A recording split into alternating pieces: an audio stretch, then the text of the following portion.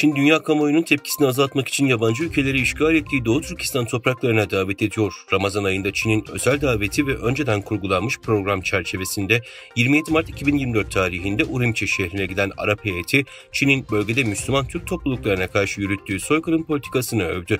El Fetih'in Filistin Devrim Konseyi üyesi Bassam Zakran başkanlığındaki heyet, eski Suriye İdari Kalkınmasından sorumlu devlet başkanı ve Suriye Komünist Partisi Siyasi Bürosu üyesi Abdullah Halil, Lübnan Sosyal İlerleme Partisi Başkan Yardımcısı Habubai Aoun, Mısır Komünist Partisi Merkez Komitesi üyesi Said Abdülzaher ve Filistin Halk Mücadelesi Cephesi Siyasi Bürosu Genel Sekreteri Muhammed Aluş başta olmak üzere birçok Arap ülkesinden çok sayıda siyasi parti üyelerinden oluşuyor. Heyeti Çin'in bölgeye atadığı Komünist Parti şefi Ma Xingrui'yi karşıladı. Ma Xingrui, Arap heyetiyle toplantı yaptı.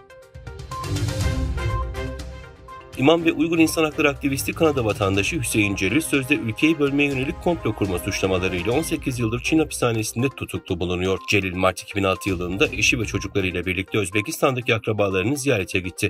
Aynı yılın 27 Mart'ında Özbekistan polisi tarafından tutuklandı.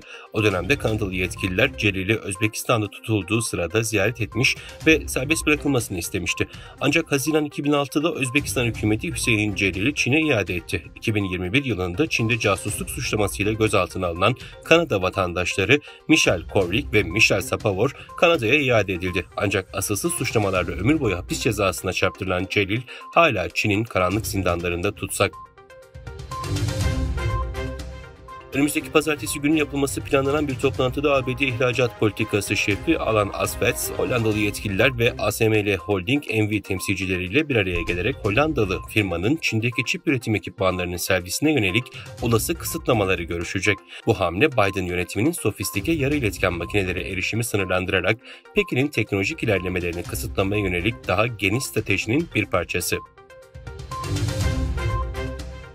80 Amerikalı Müslüman sivil toplum örgütü Biden'a gönderdikleri mektupta ABD'nin Gazze politikasını somut şekilde değiştirmesi taleplerini ifade etti. Aralarında Amerikalı, Arap, Filistinli ve onlara destek veren çeşitli sivil toplum örgütlerinin olduğu oluşum, mektupta İsrail'in Gazze'de sebep olduğu kriz konusunda ABD yasalarına uygun hareket etmediğini ve bunun hesabının sorulması gerektiğini kaydetti.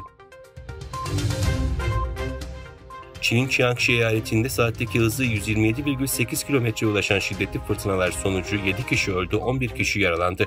Eyaletin başkentinde bir binanın çatısı fırtına nedeniyle uçarken kentte ikisi 20, biri ise 11. kattan düşen 3 kişi hayatını kaybetti. Nanchang'da hayatını kaybeden diğer 4 kişinin ölüm sebepleri henüz belirlenemezken yetkililer 11 kişinin de yaralandığını duyurdu. Çin'in baskılarına karşı Barın kasabasında 5 Nisan 1990'da başlayan hareket, Çin'in silahlı müdahalesine tepki olarak bir milli direnişe dönüştü. Çin ordusunun gerçekleştirdiği katliamla sonuçlanan direniş, Uygur tarihinde önemli bir yer edindi.